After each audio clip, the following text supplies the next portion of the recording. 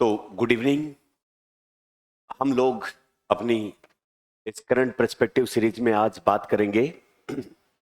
इस बार जो आपका सिलेबस अपडेट हुआ है आरएएस के लिए, उसमें एनवायरनमेंट वाले सेक्शन में कुछ नए नाम जोड़े गए हैं, जिनमें नाम जोड़ा गया है role of India in green diplomacy.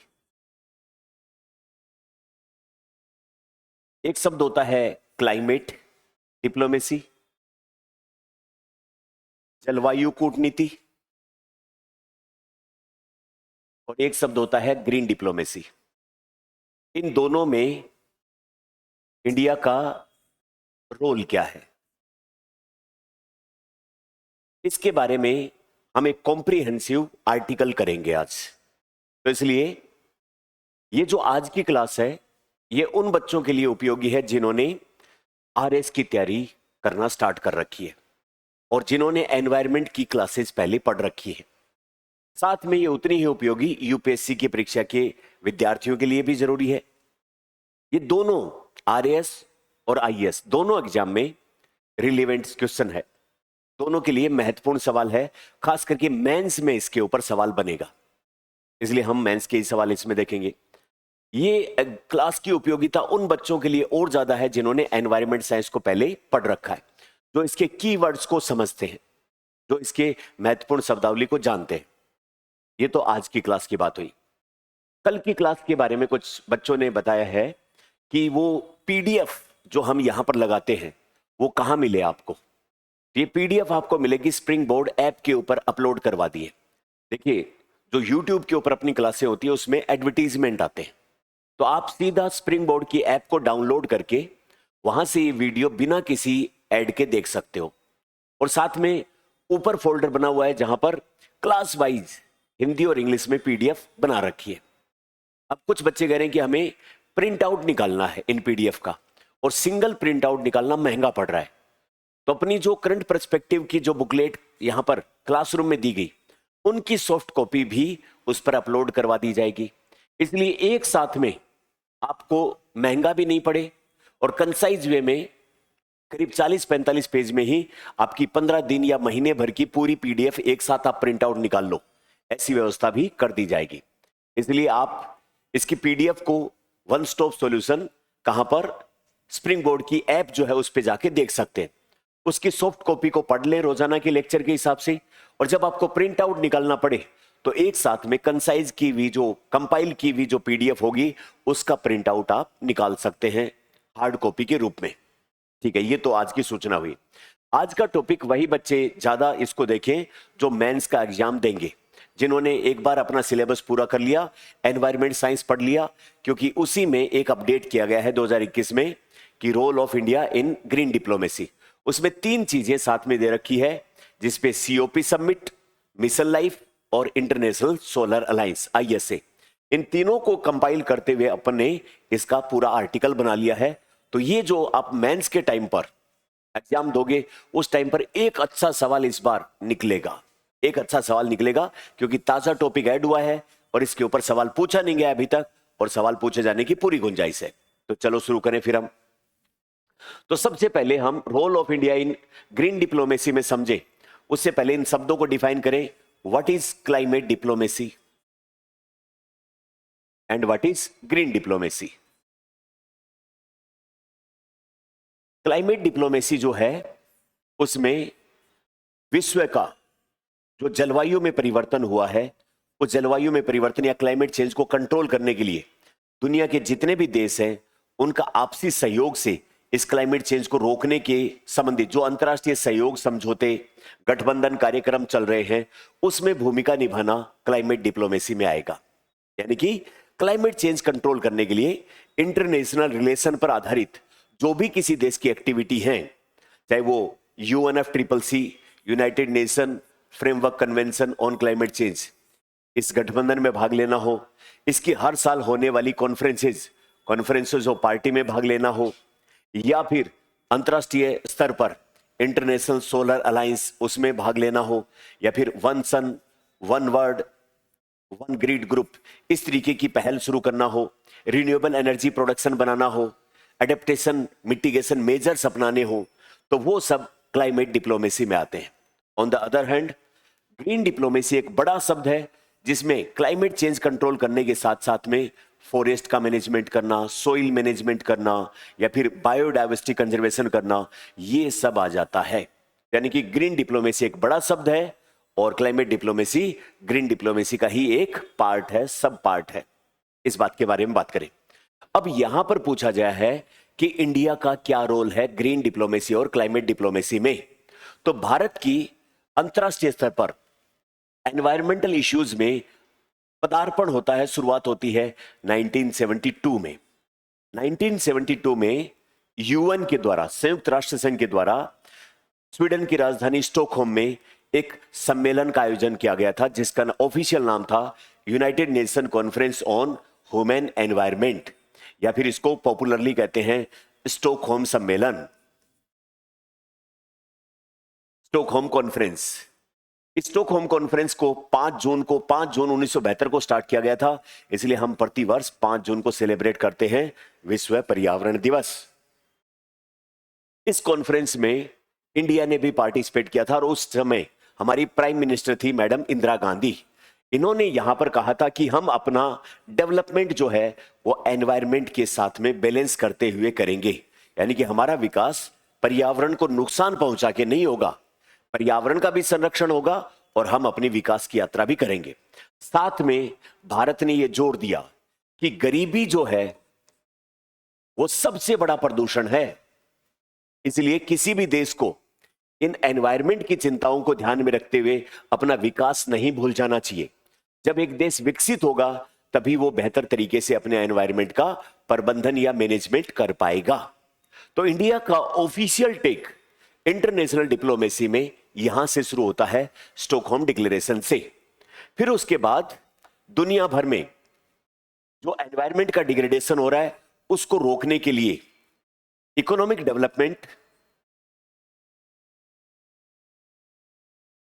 और साथ में एनवायरमेंटल प्रोटेक्शन, इन दोनों के बीच में बैलेंस बनाने के लिए यूएन के द्वारा एक कमीशन आयोजित किया गया था 1983 में, जिसका नाम था ब्रंटलैंड कमीशन या ब्रंटलैंड आयोग। तो इस ब्रंटलैंड कमीशन में कहा गया कि मनुष्य इकोनॉमिक डेवलपमेंट ऐसा करे कि भविष्य की पीढ़ियों के लिए एनवायरनमेंट साफ सुथरा बचा रहे, यानी कि सस्टेनेबल डेवलपमेंट की वकालत ब्रंटलैंड आयोग ने की थी। इसकी रिपोर्ट आई थी 1987 में, जिसका टाइटल था और कॉमन फ्यूचर, हमारा साझा भविष्य, और भारत ने इसका समर्थन किया। यानी कि भारत का पहला माइलस्टोन कहां पर आया? 1972 में। दूसरा, हमने ब्रंटलैंड कमीशन जो सस्टेनेबल डेवलपमेंट का मूल विचार है उसका समर्थन किया।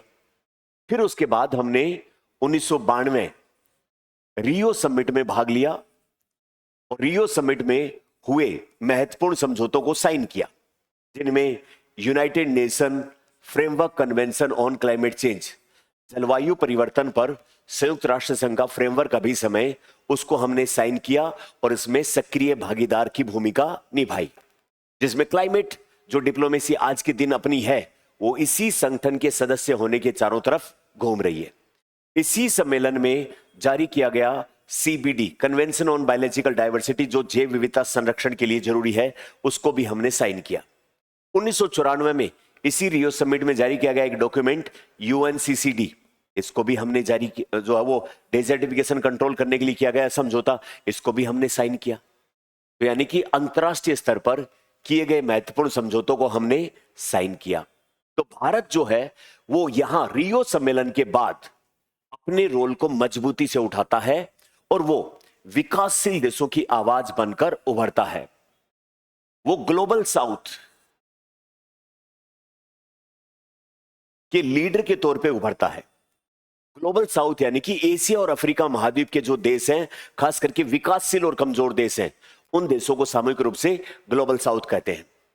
उसके अंदर अपन महत्वपूर्ण रूप से आवाज उभर के आते हैं। यहां पर ब्राजील, साउथ अफ्रीका, इंडिया और चाइना, इन चारों देशों को मिला दिया जाए तो एक शब्द बनता है बेसिक, और ये बेसिक ग्रुप ग्लोबल साउथ की क्लाइमेट और एनवायरनमेंट से संबंधित मुद्दों पर आवाज बुलंद करते हैं। जिसमें 4 देशों का समूह है। इन्हें चारों को सामूहिक रूप से क्या कहते हैं, बेसिक, और इसमें इंडिया भी आता है। इंडिया बेसिक का एक जिम्मेदार होने के सदस्य होने के नाते हम एक बात पे महत्वपूर्ण जोर देते हैं, और वो जोर है CBDR। और फिर है जो वो CBDR का मतलब क्या हुआ, कॉमन बट डिफरेंशिएटेड रिस्पॉन्सिबिलिटी। तो यानी कि यहां पर क्लाइमेट चेंज को और जलवायु परिवर्तन को, साथ में एनवायरमेंट प्रोटेक्शन को अगर हमें करना है तो उसके लिए यह सिद्धांत काम करता है। इस सिद्धांत का मतलब यह है कि जो दुनिया के विकसित देश हैं, उन देशों की जिम्मेदारी एनवायरमेंट प्रोटेक्शन को करने की ज्यादा है, किसकी तुलना में, डेवलपिंग और लीस्ट डेवलप्ड यानी कि गरीब देशों के। ऐसा क्यों? क्योंकि ये जलवायु का, ओजोन का और बाकी जो क्राइसिस हुए हैं उसके लिए मुख्य रूप से कौन जिम्मेदार है, विकसित देश जिम्मेदार हैं। तो भारत ग्लोबल साउथ की आवाज, बेसिक की आवाज होने के नाते CBDR की जो सिद्धांत है उसकी बहुत प्रमुखता से आवाज उठाता है, और इसके तहत यह अर्ज करता है कि विकसित देश विकासशील देशों के साथ बराबर का व्यवहार इस मामले में नहीं कर सकते, क्योंकि विकासशील देशों ने एनवायरनमेंट का नुकसान कम किया है, विकसित देशों ने विकास करने के क्रम में ज्यादा नुकसान पहुंचाया है। तो अब इसको ठीक करने की जिम्मेदारी भी विकसित देशों की ज्यादा होनी चाहिए। साथ में यह कहता है भारत कि जो क्लाइमेट चेंज कंट्रोल जैसे ही भारी भरकम प्रोग्राम हैं, उनमें क्लाइमेट फाइनेंस की व्यवस्था भी होनी चाहिए, जलवायु वित्त की व्यवस्था होनी चाहिए। यानी कि ग्रीन हाउस गैसों को कम करके क्लाइमेट चेंज कंट्रोल करने में जो विकसित देश हैं वो पैसा खर्च करें और विकासशील देशों को टेक्नोलॉजी और वो सब ट्रांसफर करें। जो विकसित देशों में एडवांस और कटिंग एज टेक्नोलॉजी हुई है उसका इंटेलेक्चुअल प्रॉपर्टी राइट और पेटेंट और वो सब ना करवाया जाए, वो सभी को उपलब्ध हो और सभी देश अच्छी टेक्नोलॉजी का यूज करें, सभी देश अच्छी गाड़ियां, अच्छी सब चीजें करेंगे तो ओवरऑल मिलके इन समस्याओं का समाधान करेंगे। तो ये भारत का टेक है, जो ग्लोबल साउथ की आवाज आज के दिन बना हुआ है, और अलग अलग जो है वो मंचों पर भारत विकासशील देशों की आवाज को बुलंद करता है। इन सब के अतिरिक्त भारत के द्वारा कुछ वैश्विक पहल भी की गई है, जैसे कि एक जो है वो council ISA international solar alliance, सन 2015 में पेरिस के अंदर जो सम्मेलन हुआ था उसमें भारत की तरफ से पेरिस के साथ मिलकर के एक सौर ऊर्जा के उत्पादन को बढ़ावा देने के लिए एक गठबंधन की शुरुआत की गई थी, जिसका उद्देश्य क्या था, जिसका उद्देश्य था जो इक्वेटर है उससे कर्क और मकर रेखा के बीच में पाए जाने वाले 120 देशों को आपस में मिलकर सोलर पावर प्रोडक्शन को बढ़ावा दिया जाना चाहिए।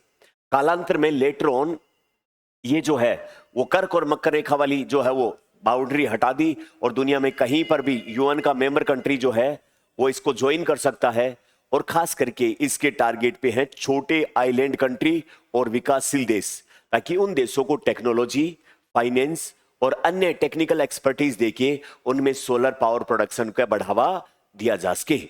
तो भारत ISA के मामले में एक लीडर है जो ग्लोबली सोलर पावर प्रोडक्शन को बढ़ावा देने के लिए महत्वपूर्ण कार्रवाई कर रहा है। इसका हेडक्वार्टर भी अपने गुरुग्राम के अंदर है और इसके डायरेक्टर जनरल इस टाइम पर आशीष खन्ना है। इसका सन 2030 तक एक टुवर्ड 1000 मिशन है, 1000 के लिए 4 कमिटमेंट है। इसके क्या कमिटमेंट हो 1000 वाले, सन 2030 तक $1000 बिलियन का फंड मोबिलाइज करना, यानी कि सोलर पावर प्रोडक्शन और टेक्नोलॉजी बढ़ाने के लिए कितने रुपए मोबिलाइज करने अलग अलग ग्रुप से, देशों से, संस्थाओं से, $1000 बिलियन।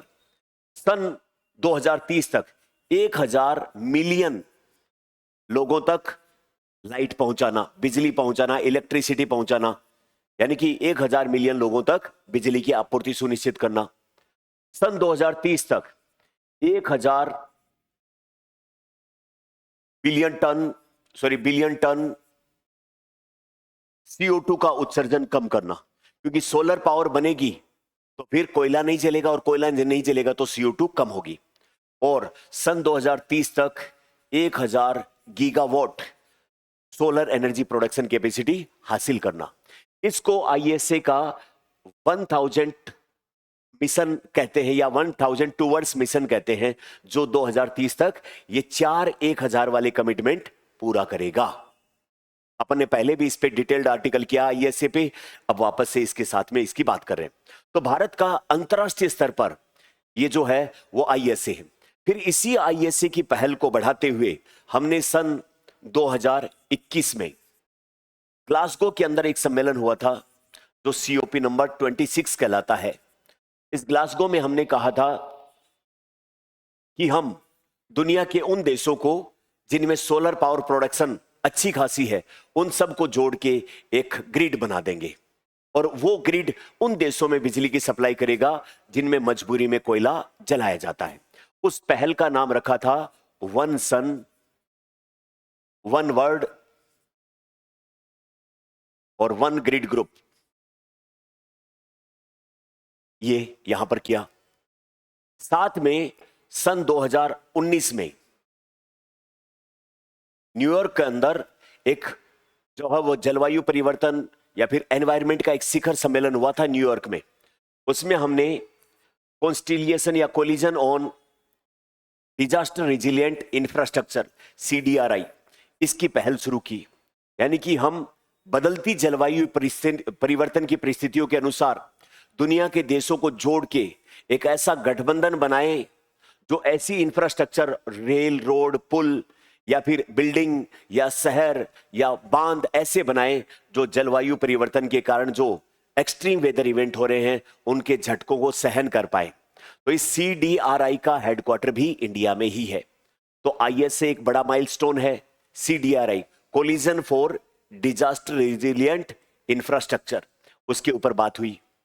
साथ में भारत ने अपने नागरिकों की बिहेवियर में चेंज लाने के लिए, एनवायरमेंट फ्रेंडली लाइफस्टाइल अपनाने के लिए सन 2021 में शुरुआत की मिशन लाइफ की। मिशन लाइफ क्या चीज है? भारत के प्रधानमंत्री ने सन 2021 में ग्लासगो समिट में भाग लिया था और उसमें वहां पर घोषणा की। फिर उसके बाद में 20 अक्टूबर 2022 में गुजरात के केवड़िया स्टैच्यू ऑफ यूनिटी, वहां से विधिवत इसकी शुरुआत की और कहा कि भारत के लोग अपनी जीवन शैली में इस प्रकार का परिवर्तन लाएं कि उनकी जीवन शैली की वजह से एनवायरनमेंट का नुकसान कम से कम हो। यानी कि ऐसे लोग तैयार करना जिनका माइंड सेट हो PPP, प्रो प्लेनेट पीपल, यानी कि अपनी पृथ्वी ग्रह के सुरक्षा संरक्षण करने वाले लोग। अब इस मिशन लाइफ के तहत भारत सरकार का उद्देश्य है कि लोग अपनी इंडिविजुअल बिहेवियर में चेंज लाएं, और इंडिविजुअल बिहेवियर में चेंज आएगा तो सोसाइटी सोशल बिहेवियर में चेंज आएगा। और साथ में सन 2030 तक या 28 तक, सन 2028 तक हम भारत समेत दुनिया भर में लगभग 100 करोड़ यानी कि 1 अरब लोगों के बिहेवियर में ऐसा चेंज लाएं कि वो क्या बन जाए? PPP, प्रो प्लेनेट पीपल, यानी कि मिशन लाइफ के प्रिंसिपल को फॉलो करें।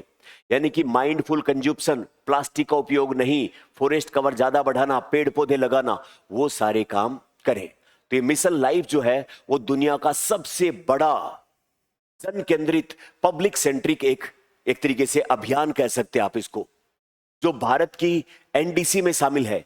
नेशनली डिटरमाइंड कंट्रीब्यूशन, मतलब ग्रीन हाउस गैसों को कम करने का भारत सरकार का जो कमिटमेंट है उसमें शामिल है। ये मिशन लाइफ अगर कामयाब हो जाता है तो भारत का सन 2070 तक जो नेट जीरो एमिशन का टारगेट है वो पूरा होता है। आगे बात सुनिए।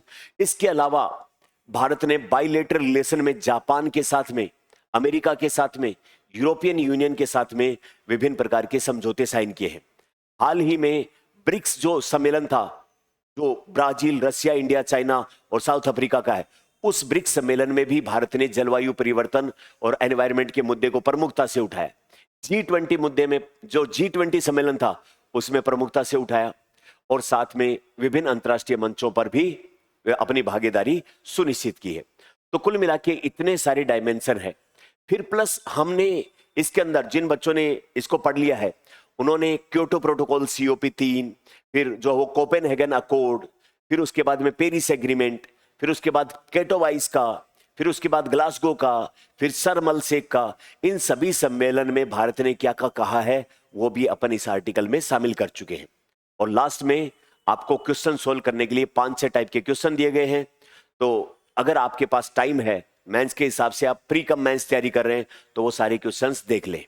इस बार के मेंस में ये दोनों क्वेश्चन, जिसमें क्या क्या, role of India in green diplomacy, या ISA, या फिर मिशन लाइफ, या फिर साथ में आ सकता है और इन सभी चीजों को शामिल करते हुए एक क्वेश्चन। तो इसलिए आज का जो अपना आर्टिकल है वो पूरी तरीके से मेंस के ऊपर आधारित है और इसके अंदर इंडिया का रोल जो है उसको खूब सारा हाईलाइट किया। क्योंकि बच्चे अपने स्तर पे तैयार करते तो इन्फॉर्मेशन इतनी बिखरी हुई है कि एक जगह पर लाना मुश्किल था, और अपने जहां जहां बिखरी हुई इन्फॉर्मेशन थी उन सबको इकट्ठा करके एक जगह पर ले आए हैं। तो आप एक बार जल्दी से इसको बांच लीजिए, देख लीजिए। इसकी जो PDF है वो अपनी जो नोटबुक है पुरानी एनवायरनमेंट वाली, उसमें प्रिंट निकाल के लगा लीजिएगा साथ में। एग्जाम टाइम में आपका बहुत मदद होने वाली है इस PDF से, ठीक है। तो अभी अपनी करंट पर्सपेक्टिव की बुकलेट आएगी या फिर लास्ट में जब कंपाइल करेंगे, लेकिन ये मस्ट सेव, सबसे ज्यादा जरूरी सेव करके रखने वाली एक PDF है जो आपको 10 नंबर या 15 नंबर का फायदा मुख्य परीक्षा में करवाने वाली है। तो इसमें बाकी सारी चीजें जो अपने नोट्स में हैं वो सारी चीजें अपन ने इसमें करवाई है, बस उन सभी को एक साथ में इकट्ठा करके और यहां पर अपन ने कर दिया है। अब ये तो सारी बातें जो मैंने बताई है वही बातें इसमें शामिल हैं। एक बार क्वेश्चन आप देख लीजिएगा, उन क्वेश्चन के ऊपर आधारित है ये सारी बातें। बाकी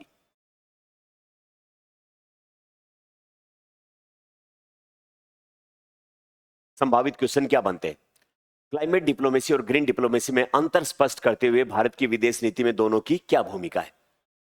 फिर दूसरा, भारत की जलवायु एवं हरित कूटनीति, जलवायु न्याय, क्लाइमेट जस्टिस, जो CBDR की बात की हमने या इस तरीके की बातें, समान लेकिन विभेदीकृत CBDR के सिद्धांतों पर आधारित है। इसके बारे में, जो जिसने जितना नुकसान किया उसको ठीक करने की जिम्मेदारी ज्यादा।